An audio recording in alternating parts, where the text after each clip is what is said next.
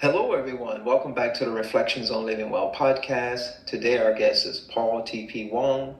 Paul is Professor Emeritus of Trent University and Trinity Western University.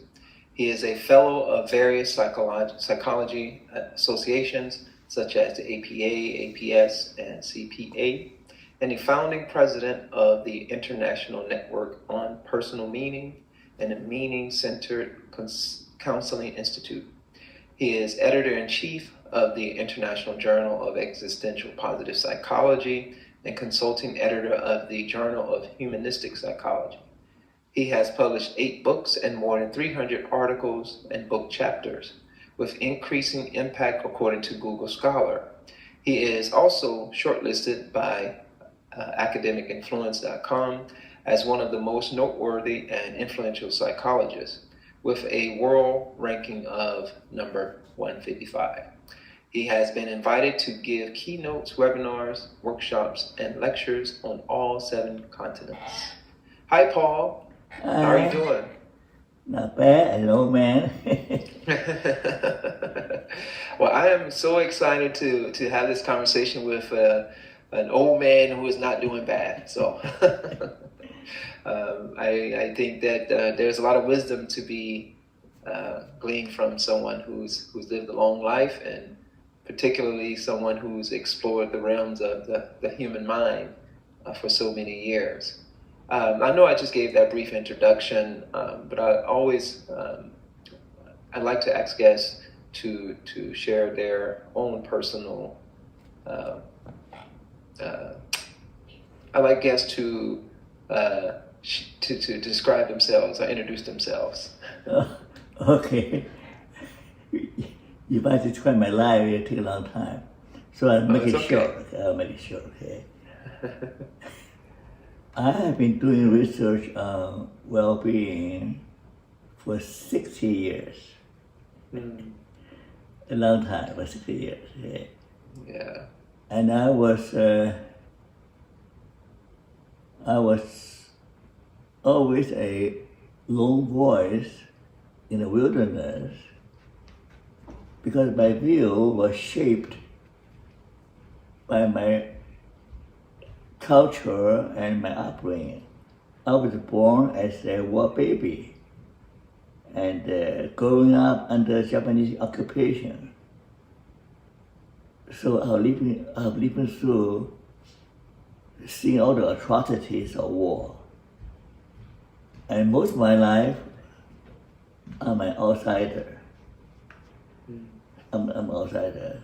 I moved from China to Hong Kong as a refugee, so I'm an outsider. Then when I came to Canada to study, I'm again an outsider. So in a way, it's a privilege to have an outsider's view. That's why my theory and my view on well-being and positive psychology were not accepted by the mainstream psychology. But thankfully, they were accepted by the grassroots people. And they liked my view. And so I still consider myself a lone voice in the wilderness. And I welcome this opportunity to share my view to a different audience. Awesome. Well, I'm excited to hear your view because 60 years of research and studying in well-being is right up my alley here. And what we're trying to do here at this podcast is trying to explore ideas and perspectives on So the good life. I invested before you were born. I know, right? I've been doing this long. Exactly, before I was born. I'm 49, and so that's 11 years more than You're just a baby. Right? It's just a baby, I know. Yeah, you were thinking about these things before I was even thought of. You just gave that short introduction to yourself, and been a lone wolf in the exploration of these ideas because of your past. And I hope that we unpack this a little bit more as we go. So what is your view on what it means to live well, or to live a good life? So my Western friends, my American friends, they tend to talk about well-being in abstract terms, as if it is an academic game or intellectual exercise. For me, come from a different background, I always think it's more helpful to study well-being from the perspective of the real human condition living in the real world now, not something abstract. It's most particularly, I think that we are all broken people living in a broken world. Everybody is broken in some places. That's how the light can come through, as Leonard Cohen says, okay? Because we have broken places, we can see the light. And also, everyone is fighting a battle. Life is not easy for most people. I don't know about armchair psychologists. I think most real people had battle. They not only have to fight with their struggle with their inner demons and relational difficulty, but they also have to cope with everyday stress, systematic determination, natural disaster. That's why, to me, the key to the well-being is optimal balance between opposites, rather than maximum happiness, maximum strength. But that is in abstract. But in real life, for minority, like you and me, all we can aim at is optimal well-being, optimal balance between majority view and minority view, and between our desire to grow and actualize, and external restraints and limitations. So life is a balancing act. If we do not realize this point, we will be disappointed and we will be stressed out. Yeah. So anything else you want to add? I can go on. I can go on for an hour. I'm okay with that, and I think we're going to continue to unpack that. Okay. So, continue my line of thinking, okay? If we do not talk about well-being happening in abstract, then we have to consider at least three factors, okay? One is that human being is complicated and multidimensional. We not only have cognitive behavior, we not only have a body, the physical aspect, not only have intellectual aspect, not only have relational, social aspect, but we also, more importantly, we have a spiritual aspect. Because in view of human limitations, in view of the fact that we are finite, we are vulnerable, especially for an old man like me, we can't survive without facing God. So the spiritual dimension is very important. So when we talk about well-being, we have to take a holistic approach. There's unity in the midst of different dimensions. Secondly, context is important. Well-being or positive happiness in times of peace and prosperity is very different from times of war, scarcity, desperation. Think about Gaza Strip, think about Ukraine, think about Haiti or any other part of the world.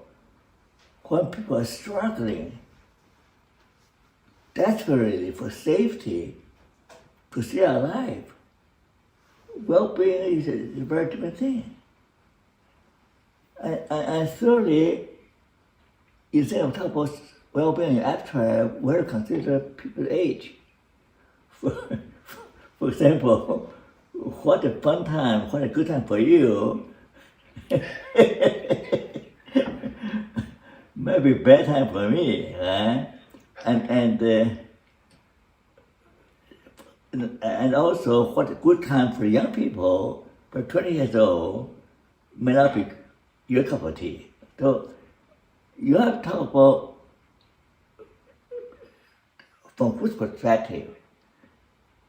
So you make the truth of well-being had to find balance and find integration from different perspectives of different age groups, different cultures. And more specifically, to live well means to cope well.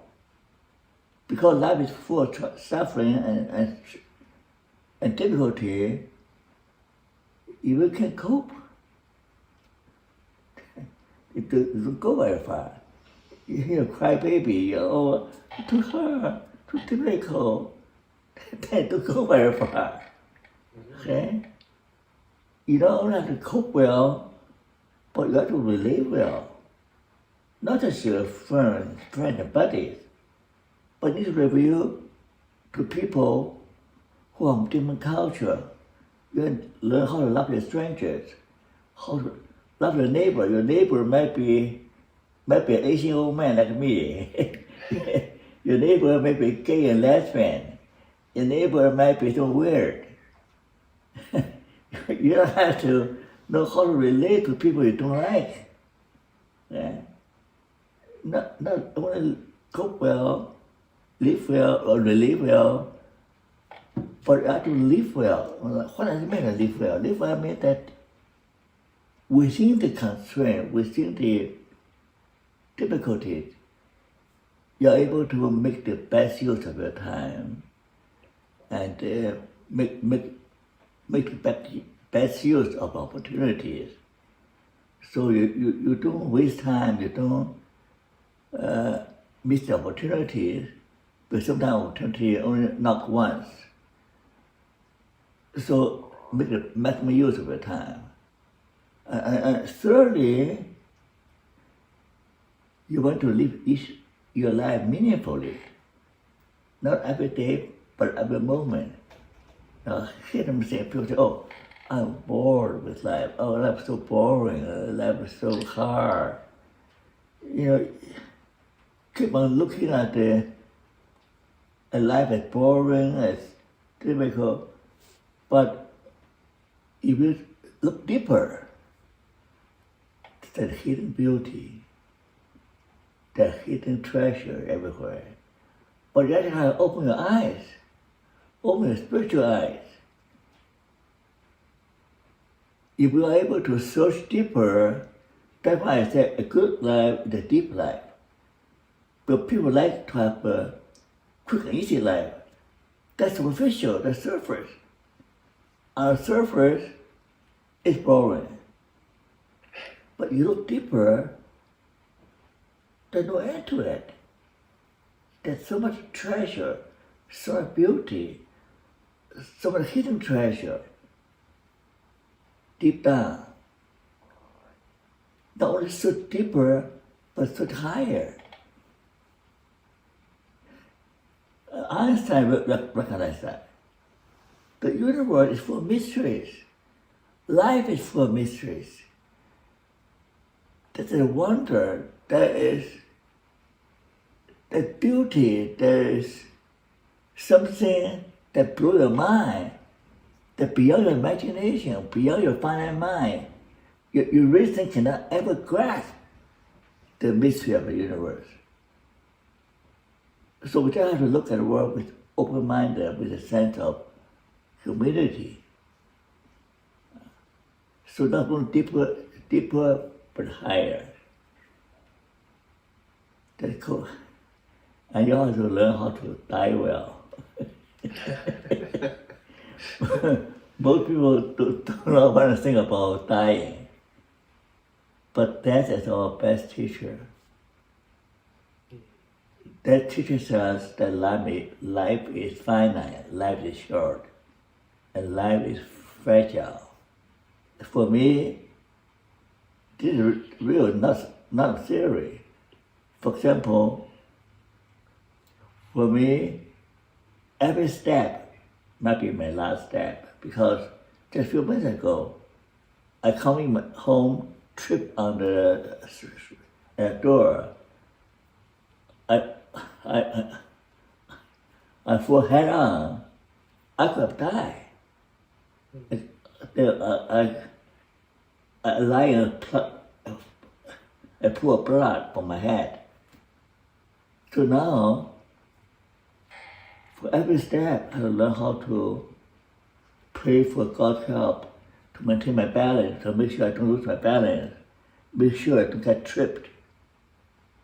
So for old people, losing balance, falling, is a real threat. So it's not my theory. So I have to learn how to live and do things, but keep in mind how to live safely, how to do things safely and not getting hurt, not getting killed, or not falling down. So I learn how to remember of this. The idea of life is short, the idea that life is short can save many lives. And I think the Yalom statement is not mine, right? Many of my ideas have been said already by other people, but most people just don't want to listen. They want to live, have fun. They want to live the superficial life. They think life is sweet, but life is bittersweet. Life is, they want an easy life. I want an easy life. Easy life is superficial. Of course, I get bored. You live a superficial life.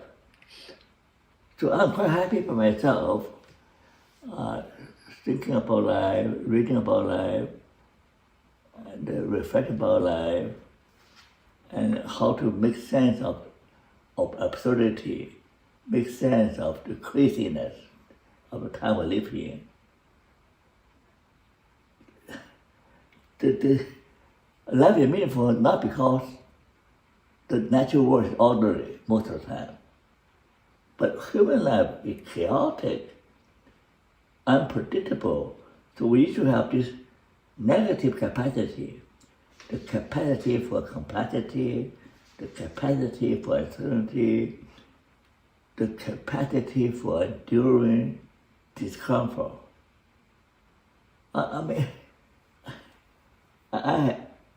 The moment I woke up, I have neck pain, back pain.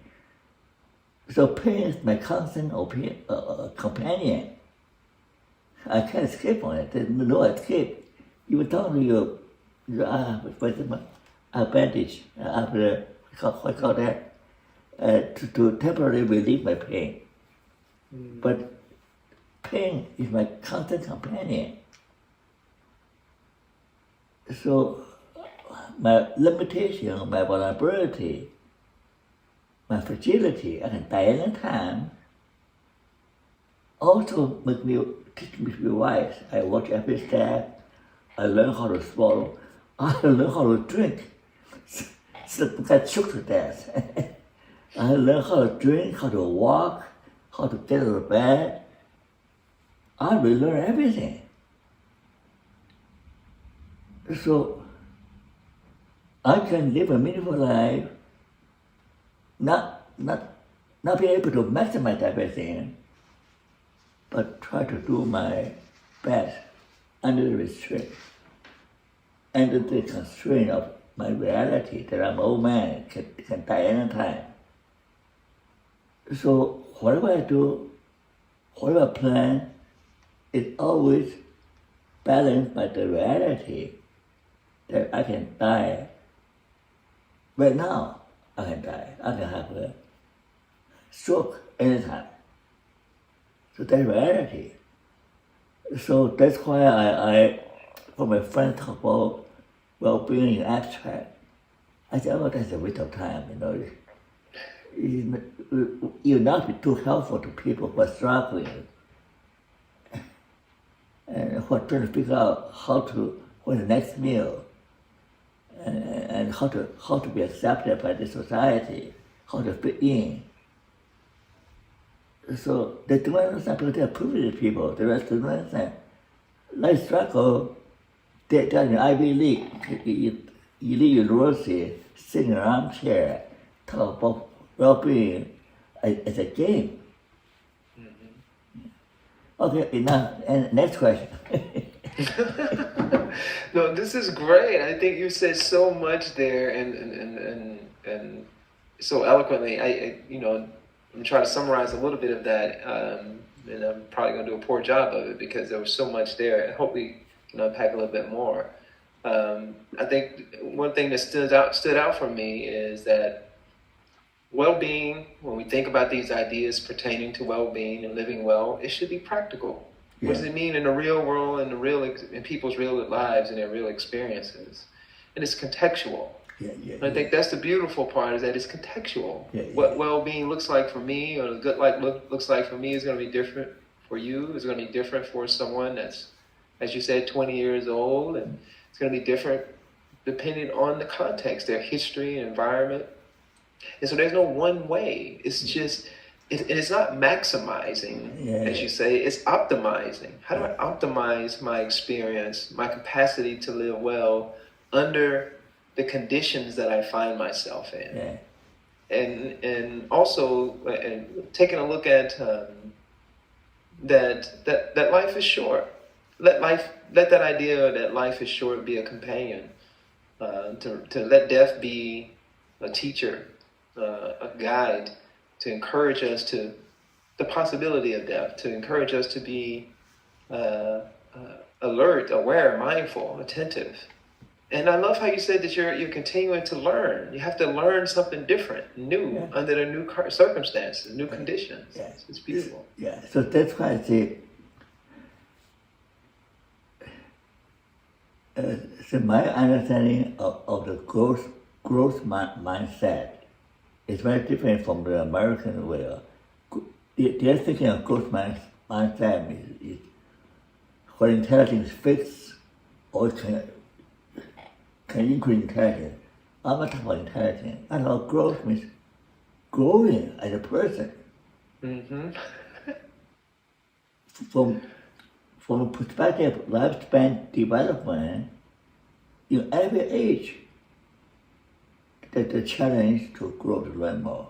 For example, for the baby boomer and beyond, I'm older than baby boomer. I'm 87, going on 88, and almost 90. So for me, I'm still growing because I still want to understand life at a deeper level. Mm-hmm. Appreciate life at a deeper level. And I also learned to transcend, how to learn to transcend time and space, getting closer to God, to understand the mystery of Christ, the mystery of creation, the mystery of Emmanuel God with us, the infinite God. How can the infinite God care for a little guy like me? That blew my mind. So just meditate on the mystery of life, the miracle of life, that we can think, we can create. So that already fascinated me. Mm-hmm. So I'm still learning the mystery of life. There's no limit. I'm still growing spiritually, even though intellectually my mind is not as sharp as of your age. Of your age, my mind is not sharper than I am now, okay? In my prime, I can think very fast, I can memorize everything. But now I come up with forgetting things, forgetting names. So what's your name?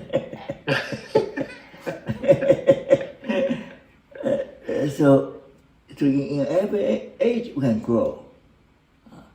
And also, we can have joy and vitality, limited vitality, if we have passion for living, passion for life.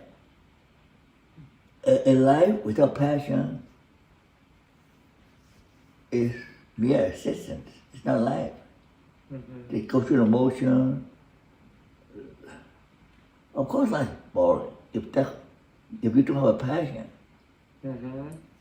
A real passion, you are feeling for things. Whatever you do it with all your heart, all your mind. Right?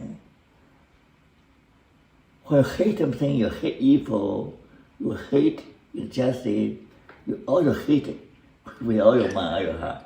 So that's a feeling. That you're feeling, you feel alive. You feel pain, you feel alive. And you still have a desire to try to create a better world. At least contribute something to make this world better. So again, you have this motivation, this drive. You want to leave this world a better place for my children, my grandchildren. So I don't care if people recognize me, reward me, or praise me, or curse me. I just want to do the best I can do under God's guidance to contribute something to humanity. So that's very liberating when you're not talking about yourself, it's about how I can offer my best gift, no matter how little, maybe a widow's penny, to offer my best gift to the world. So giving is liberating. So to be a giver, you're like more blessed than to be a taker. And you're more blessed if you're mourning with the people who mourn. So I have so much blessing by being pure in heart. There's so much beatitude. Blessed are the pure in heart, because they see God. Blessed are the poor in spirit, because they inherit the kingdom. Blessed are the people who mourn, because they'll be comforted. Blessed are those who are persecuted for doing the right thing.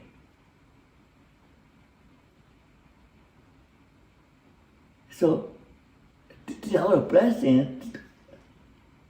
This is what we call mature happiness, or noetic happiness, spiritual happiness. Spiritual happiness, or chironic happiness, what we kind of Greek word, gift of God, right? So I'm old, but I still enjoy chironic happiness. Apostle Paul said, rejoice, again I say rejoice. The word rejoice is charisma, based on the gift. Okay? He was able to say rejoice when he was a prisoner. When himself a prisoner, be chained and shackled. So you can rejoice in suffering by faith, hope, and love. He loved for the people to go and share the gospel. He believed God's with him. His hope for delivery, hope to go home, to go back to heavenly home. Faith, hope, faith, and love. And he wants to have spiritual blessings. So that's why God is a big part of my life. I spend at least an hour in the morning to get recharged, to ask for wisdom, for energy, to meet the challenge of the day. Yeah. So that's why at any age you can live a meaningful life. You will keep on growing, keep on finding ways, keep on trying to find ways to transcend your time and space, transcend your egotistic concerns, transcend your pride, transcend your limitation, transcend your pain, transcend your difficulties. So a good life is a self-transcendent life, not self-aggrandizement or self-enhancement. So we move from self-enhancement, taking in, that might be good for the first half of life, but for the second half of life, we need to reorient towards self-transcendence. Maslow talked about that, Carl Jung talked about that. When we think about how can my life be of some objective value to humanity, so I do not occupy the land in vain without producing any fruit. Yeah. If I occupy this land without producing any fruit, I should be chopped. If the tree doesn't yield any fruit, should be chopped down and firewood. Yeah. Mm-hmm. So that's why, with the spiritual worldview, I can go through any difficulty because I know that God is my refuge, and God is my fortress, and a very present help in time of difficulty. But no oppression.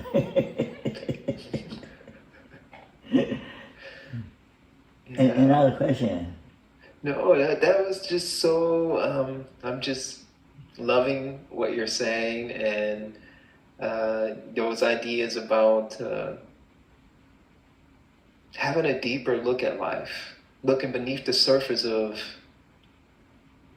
the various sufferings, the various challenges that we have. There's something deeper. There's something richer. There's a mystery to life, and you're saying that to explore that, to dig into that in every moment of our life. Yeah. So I explained to you why my view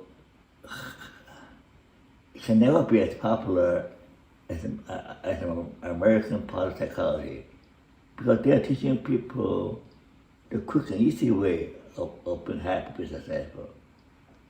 Everybody wants to get rich fast. Everybody wants to be celebrity overnight through manipulating the computer, post something on TikTok.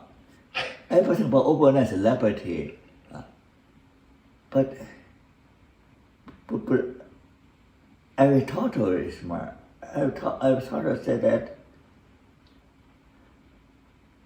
the fruit for education, the fruit is sweet, but the root is bitter. Aristotle recognized that, but he's a very smart man. He had to be really to excel in anything, to be a master, of anything, to be very skillful in whatever. That's enjoyment, but it takes sacrifice, struggle, long process of failure, and it's become wiser and how to do things right. So success, real skill, is bitter. It takes struggle. The best players in NBA, they don't become the best basketball player overnight. Hours of practice and sweating. So nothing worthwhile comes easy. Nothing worthwhile comes fast. it requires patience, requires discipline, requires dedication, commitment. So many young people need to know that. You want to live a happy life, build up your health, exercise every day, study, build your mind, study hard, dream big, aim high, and work hard. That's how you become successful. Not how to manipulate social media or AI to go viral. Go viral, get instant fame. That's illusion. Mm-hmm. You still end up empty. Yeah, superficial, like you said. Yeah. The real skill, nobody can take away from you.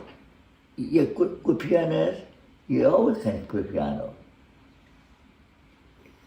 Real skill is part of you. Real wisdom is part of you. Some people cannot take away.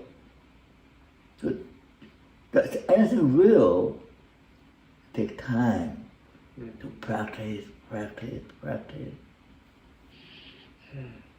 So the deep dive out, that's why my message is not welcomed by mainstream psychology or mainstream part of psychology, because I say deep life is bittersweet. Deep life, good life is deep life. Deep life takes time, takes suffering, takes learning from all experiences, good and bad, absorbing all experiences. A good life is deep life because we really have to dig deeper and deeper. So in a way, I'm very thankful for all the rejection I've received from mainstream psychology. They say, I'm unscientific to talk about God.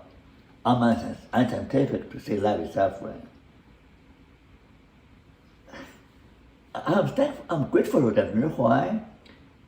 Because they forced me to dig deeper and deeper, see how I can find ways to tell people the brutal truth that life is hard, life is difficult. But that's how we become stronger, better, and happier. Mm-hmm. So they forced me to think about your ways of communicating inconvenient truth, the brutal truth, that we need to be awakened to the fact that we are broken people, need redemption, need regeneration, need rebirth, need transformation. How do we awaken people to the fact that they need to cooperate with God?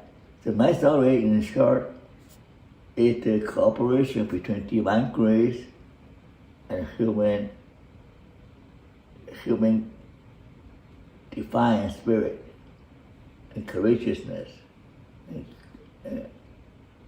It's collaboration between God and man in order to do the impossible. So all the many of the things I do are impossible. As a foreigner, as an immigrant, with discrimination, poverty, sickness, I continue to produce. I continue to do the impossible things. I establish department, I establish a profit, I continue to publish, in spite of the rejections. I'm unstoppable, nobody can stop me. Yeah. I'm someone not because I'm not Superman, I'm just a free old man. I'm unstoppable because I work with God. I'm God's workman. I'm trying to fulfill God's purpose. God is fulfilling His purpose in my life. So I'm working with God And God's my boss and my partner. So if I fear God, I fear no man. I'm fearless. I'm not afraid of it. Any big guy. When I fight, I take any big guy. I'm the David with 5 stones. I can fight any Goliath. Beautiful. Yeah. I got 5 stones of courage, faith,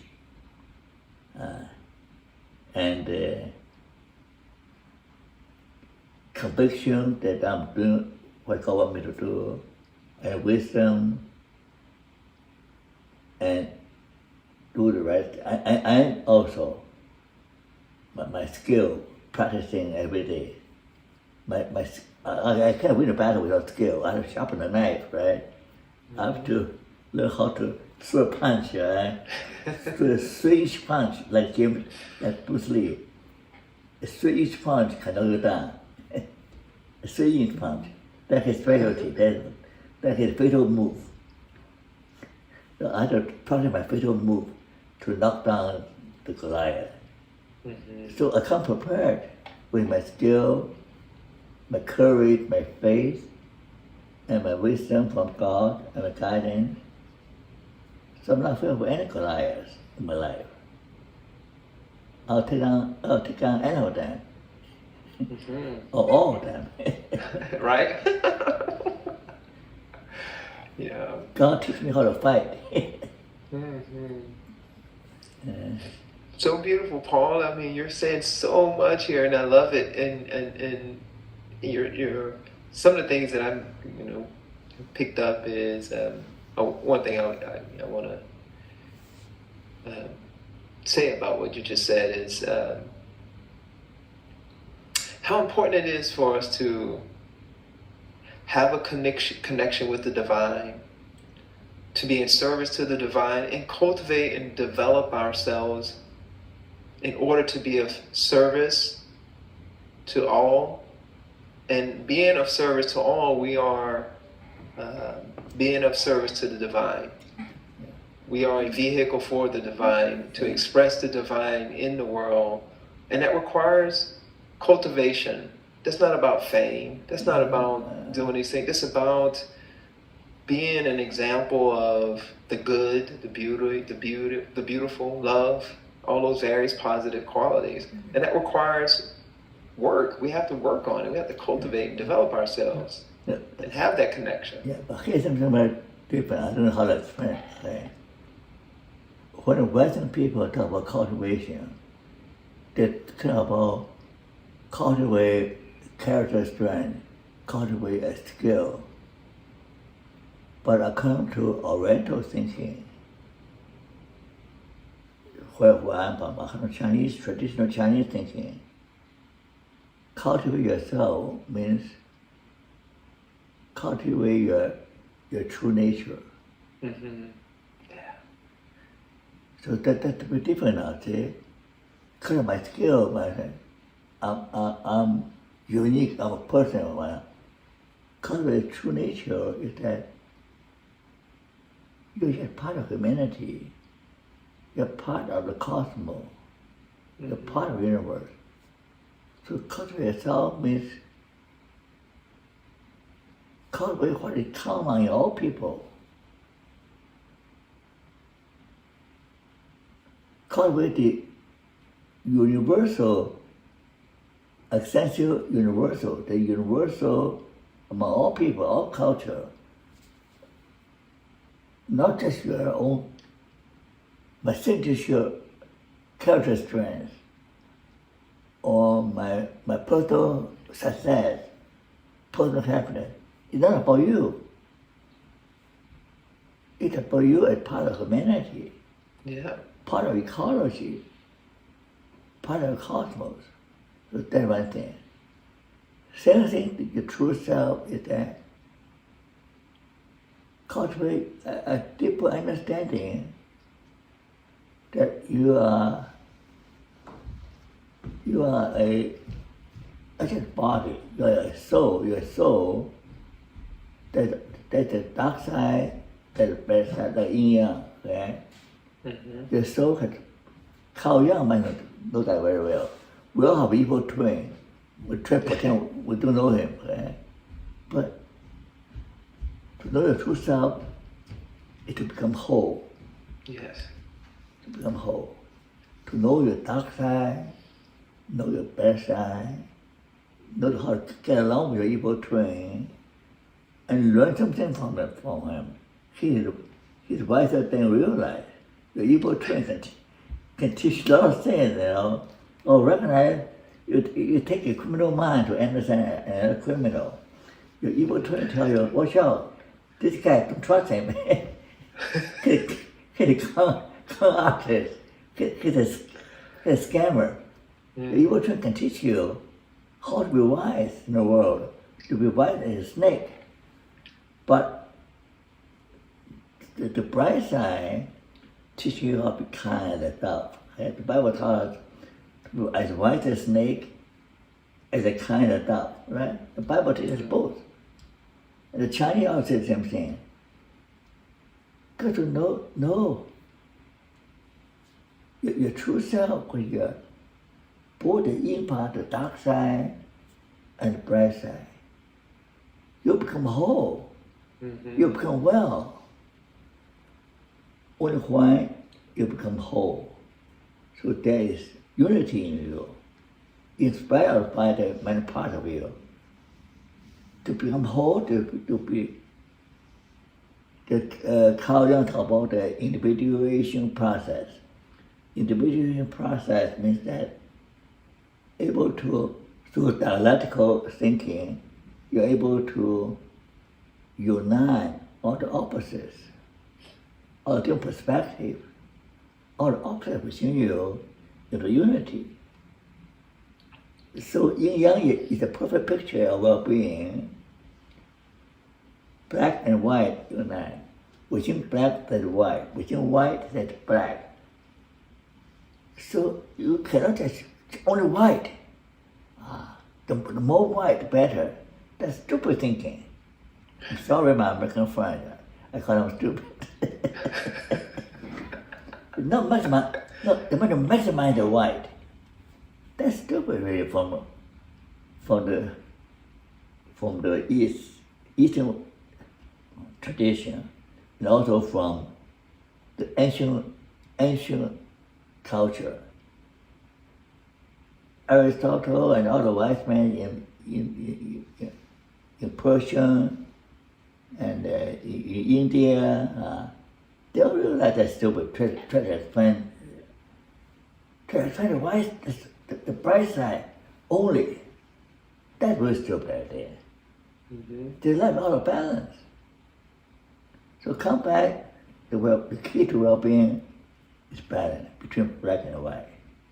Mm-hmm. And also one situation, sometimes more black is better than sometimes more white is better, depending on the context, right? Yeah. If you go to a funeral, if you are mourning, try to comforting someone lost a loved one, better to who mourn. So in that time, have more black side is better because the context call for it. The context call for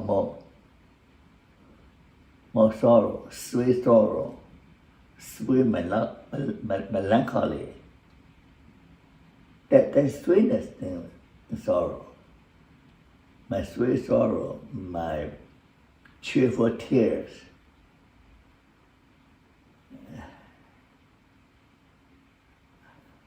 And the bright star, dark night.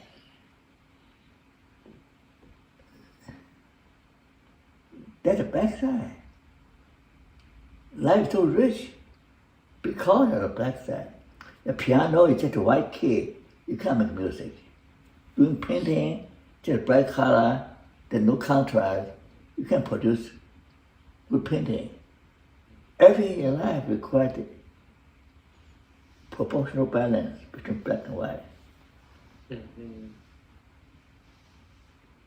Oh, thumbs up. I just love it. Harmony, Yeah, balance. yeah. That's You the know, key. being That's the able. key. That's the key to world peace, individual peace, and well-being.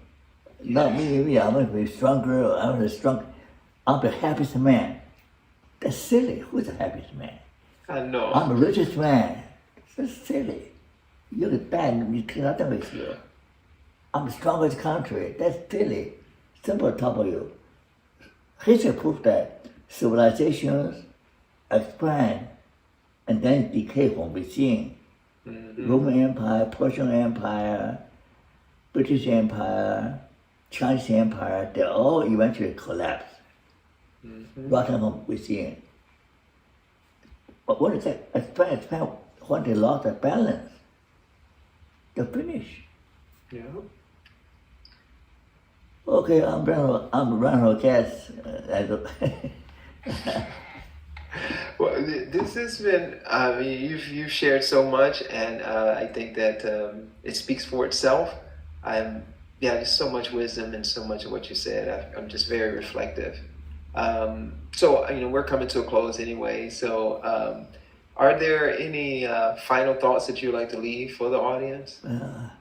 My final thought is that try to be open-minded and try to let her listen to people, listen to people deeply, intentionally, so that you can learn to connect with people rather than quick and superficial way.